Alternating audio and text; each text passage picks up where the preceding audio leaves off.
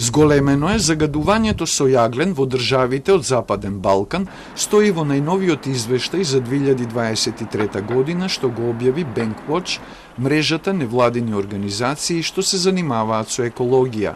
Нотираното зголемување на загадувањето на воздухот се однесува на присуството на сулфур диоксид.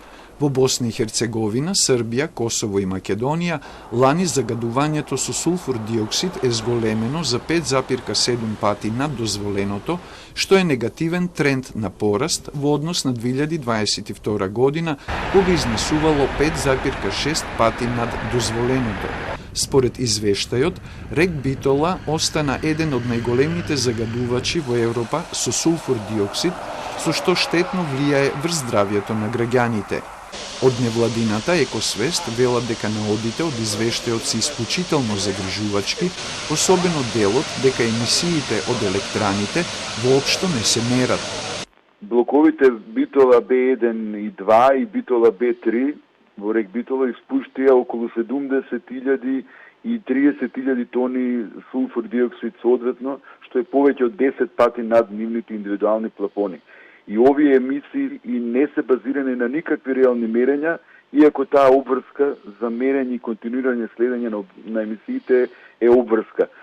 Ова значи дека треба да се работи на следење на загадувањето, следење на состојбите, менување на начинот на работа. Трансформацијата кон зелена енергија ни е обврска, што е нагласено и во извештајот на Bankwatch, но таа не се спроведува, вели Конески.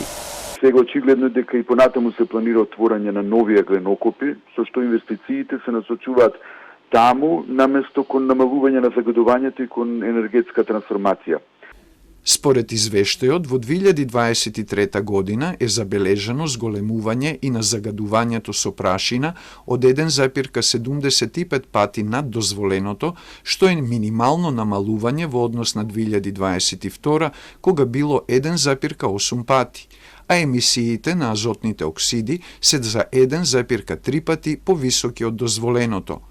Неопходно е постепено и етапно заменување на застарената опрема, вклучително и во рек Битола, со иновативни технолошки решенија при преминот кон обновливи извори на енергија.